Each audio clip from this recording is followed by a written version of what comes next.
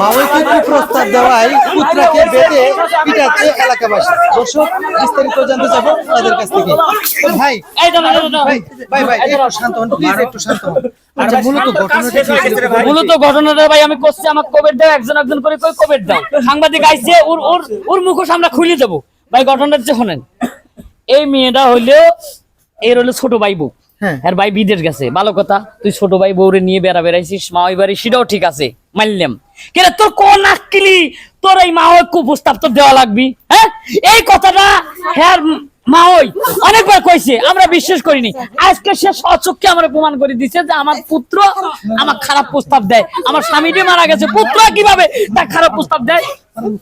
দর্শক আমরা যতটুকু বুঝতে পারলাম যে আসলে মাওয়ের স্বামী মারা গেছে, তো এই সুযোগে হয়তোবা তার পুত্র বা পুত্রা মানে একটা কুপ্রস্তাব দিছিল, যদি মেনে নেয় তাহলে হয়তোবা সে কয়েকদিন মানে ই করতে পারতো। তো দর্শক এখন আমরা চলে যাওয়ার চেষ্টা করব মাওয়ের কাছে। তো আসলে মূলত ঘটনাটা কি আমরা মায়ের কাছে জানতে পাইবো। তো আসলে মাওই, তো আপনার পুত্রা কুপ্রস্তাব দিল কিভাবে? আপনি মানে কতদিন ধরে ডিস্টার্ব করে? ঠিক আছে, আর ভালো লাগে মাইয়া বিয়ে দিছে, ও আমার পুত্র মানে সন্তানের মতো, তাই না?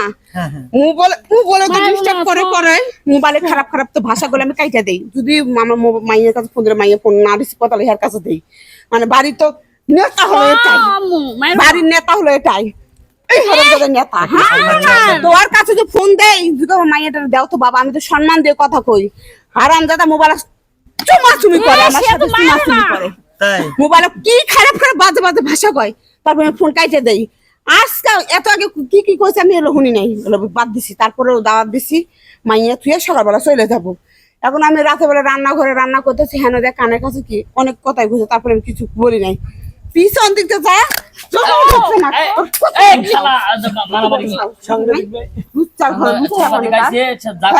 আমার জামাই না দেখে আমি হ্যাঁ পুত্র লাগে হইমু, পুত্র লাগে আমি হইমু।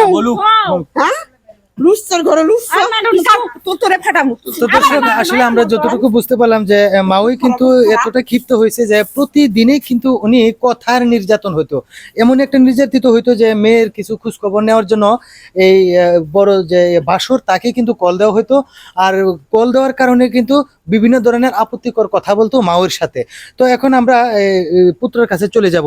আচ্ছা ভাই, আপনার নামে যে একটা অভিযোগ আসলো বা আপনাকে এরকম দেওয়াটা বন্ধ করেন আমার ভাই, আমি মানলে কেমনি কি করবো এটা বল। হ্যাঁ হ্যাঁ, আচ্ছা আসলে মূলত আপনি ফোনের মাধ্যমে কি কি কথা বলতেন একটু বলেন।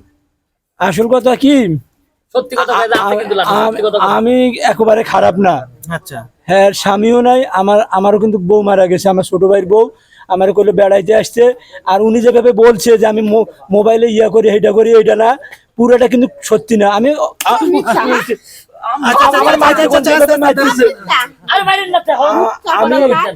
এক হাতে তালি বাজে না।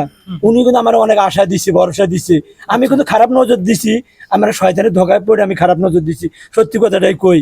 কিন্তু উনি, আমি যখন খাইতে বসতে বসি, উনি কি করে বুকের অন্যটা সরাই ফেলায়। আর আর একদিন আমি এখানে বসে আছি, যাহা বলবেন সত্য বলবেন, কারণ আমি যতটুকু মায়ের দুধ খাইছেন আরো বিপরীত হবে। আমার বাসার আমার তো ইজ্জত সম্মান সবে গেছে, আমি তো কেউ মুখ দেখাইতে পারবো না। আমার হয় আত্মহত্যা করা লাগবো, আর নাইলে আমার বিদেশ চলে যেতে হবে। এই ইজ্জত সম্মান নিয়ে আমি এই এলাকায় থাকতে পারবো না। আর হয়েছে কি, আমি আপনার একটা সত্যি কথা কই, আমি যখন খাইতে বসতাম না, উনি কি করতো, আমার ছোট ভাই বউ আসতো না, ওই আসা ওইসে ভাই দেন ভাই কিভাবে মারে, আমার উপরে সব দোষটা হয়েছে। আমি পুরোটাই দোষী না। আচ্ছা বলেন, আপনি কোন আমার যদি সে আশা ভরসা না দিত, আমার সাথে খারাপ ভাবে না চলতো, আমি ওনার খারাপ প্রস্তাব দিতাম না।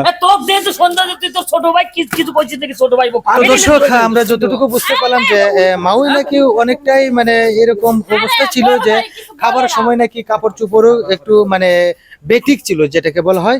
তো এখন আমরা চলে যাবো একটু মুরব্বীর কাছে। আচ্ছা কাকা, এখন যে পরিস্থিতিটা হইলো, এখন আপনারা কোন সমাধানে যাবেন? আমরা সমাধানে যাব, ওই ভাবি আমাদের এলাকার, উনি অনেকদিন যাবত ওনার স্বামী মারা গেছে। উনি কিরকম ভালো না মন্দ আমরা জানি, উনি খুব ভালো মানুষ।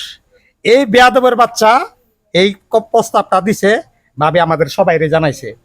জানানোর পর আর আমরা আটকাইছি, আটকাই এলাকার পোলাপান ধরে একটু মায়ের ধরে করছে। কিন্তু এই পোলাটা জঘন্য খারাপ। আমার সন্দেহ হয়েছিল কি যে এর ছোট ভাই 5 দিন পর পরে নিয়ে আসে, আমরা ভাবছি হয়তো এর ছোট ভাইয়ের সাথে মনে হয় শালার সম্পর্ক আছে, ভাই বিদেশ থাকে এত গুণ এই ভাই নিয়ে আসে কিসের জন্য। এত জায়গায় যায় গোরেকে। এখন দেখি ঘটনাটা উল্টো, আসলে নজর হলো মাওর দিকে। এই মহিলাটা ভালো, কারণ আমার পাড়ার বউ কিন্তু আমরা জানি। হ্যাঁ, সে ভাইও ভালো ছিল, আল্লাহর মধ্যে ভাবিটিও ভালো, খারাপ না। এ সব কিছু বানোয়াট কথাবার্তা বলতেছি। আমরা সিদ্ধান্ত নিয়েছি জুতোর মালা গলায় দিয়ে সারা গ্রাম ঘুরব। এটি হলো সুন্দর একটা ডিসিশন নিয়েছে। তো দর্শক, এখন আমরা চলে যাবো আরেকটু এই মাওয়ের মেয়ের কাছে। তো আসলে ছোট বোন, আপনার তো উনি হচ্ছেন ভাসুর, তাই না? হ্যাঁ। আপনার স্বামী বিদেশ যাওয়ার পর আপনার সাথে কিরকম আচরণ করতো উনি? যে আমার সাথে তো ভালোই আচরণ করতো, ভালোই বড় মানে ছোট বোন হিসাবে ভালোই কথাবার্তা বলতো। আমাকে কোনো কুপ্রস্তাব দেয় নাই, কোনো কিছু না, বোন চোখেই দেখছে সব সময়। আমাকে কোনো খারাপ কথা বলে নাই, কিন্তু আম্মুকে এগুলো কথা বললো কি আমি নিজেও জানি না। তো দর্শক, আসলে আমাদের এই ভিডিওটা তৈরি করার কারণ ছিল যে আসলে বিধবা কিন্তু অনেক নারীরাই হয়, কিন্তু বিধবা হইলে যে তাদের সরলতার সুযোগ নিতে হবে এমন কোনো কথা না। এরকম ধরনের কিছু কিছু পুত্রা বা প্রতিবেশী অনেকে আছে যারা কিনা বিধবা নারী দেখলে অনেক সময় লোভ লালসায় বিভিন্ন ধরনের কুপ্রস্তাব দেন, কিন্তু আসলে তা না করে আপনি অবশ্যই যদি উপযুক্ত হয়ে থাকেন তাহলে বিয়ে করবেন। আর স্ত্রী থাকলে কখনোই অন্য কাউকে এভাবে নজর দিবেন না। আর যদি নজর দেন তাহলে এরকম ভাবে ধুলাই খাইতে হবে, এমনকি আইনের আওতায় আসলে অবশ্যই আপনার বড় ধরনের একটা শাস্তি হবে। তো দর্শক, এই ছিল আমাদের ভিডিও। যদি ভালো লেগে থাকে তাহলে অবশ্যই লাইক, কমেন্ট, শেয়ার করে আমাদের পাশে থাকবেন। ধন্যবাদ সবাইকে।